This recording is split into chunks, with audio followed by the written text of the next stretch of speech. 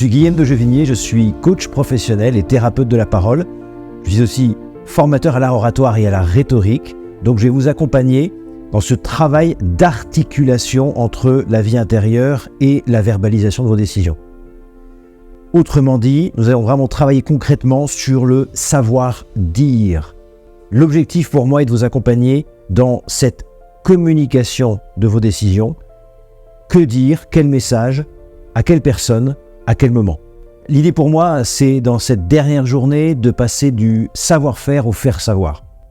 C'est-à-dire, savoir-faire, vous aurez travaillé pendant 5 jours sur cette capacité à discerner et à décider. Et dans cette dernière journée, l'idée, c'est vraiment passer de cette écoute intérieure à la verbalisation.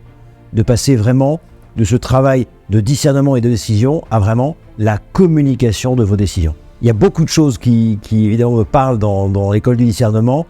La première chose qui me vient, c'est la complémentarité des profils. Je suis vraiment un profil, moi, que François appelle prophète, créatif, cérébral. Donc j'ai apporté plus le contenu en profondeur. La deuxième chose qui me vient, évidemment, c'est la lecture de son livre. L'acuité, la ciselure, l'acuité de sa pensée, la ciselure de ses formulations qui m'ont beaucoup marqué. Et évidemment, comme j'ai la joie de partager les locaux ici à l'école du discernement et à Delvas RH avec ma société, c'est de voir régulièrement des personnes sortir de son bureau avec dans le regard quelque chose de plus d'une compréhension. Il y a un déclic qui a pu se passer chez eux. Et pour moi, dans cette journée, si vous voulez, je la vois en 2 temps. Un premier temps, la matinée, où on va continuer d'explorer notre intériorité, de voir les soubassements, de voir en particulier cette question de la gestion des émotions. Qu'est-ce que c'est que cette matière essentielle à la prise de décision? Et dans un deuxième temps, donc cette articulation de vie intérieure, verbalisation, sachant que la parole naît de l'intériorité, de travailler sur cette articulation, de l'écoute intérieure au choix des mots et évidemment au moment opportun de le dire. De la même manière qu'il n'y a pas de décision parfaite, il n'y a pas de discours parfait.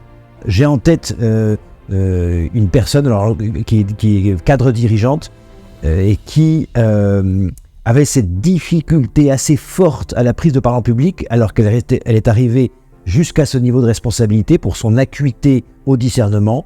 Et l'idée pour moi, c'était de l'accompagner dans la verbalisation. Donc il y a tout un travail très simple de technique posturale et de gestion des émotions, évidemment.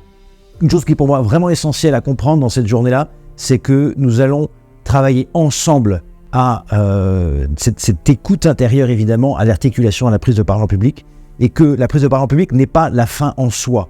C'est-à-dire que ce n'est pas un travail de prise de parole en public au sens où vous allez sentir du challenge, du défi, de l'enjeu, voire du stress. L'idée, c'est vraiment de comprendre et de pratiquer les mécanismes de verbalisation.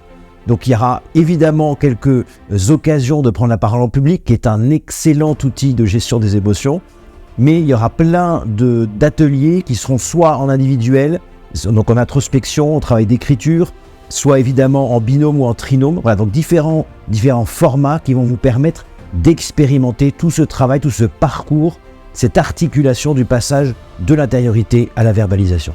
Vous êtes tous invités à vivre cette expérience de l'école du discernement parce que nous ne sommes pas tous appelés à être dirigeants ou dirigeantes dans le privé ou dans le public. Nous sommes en tout cas tous appelés à être capitaines de nos vies.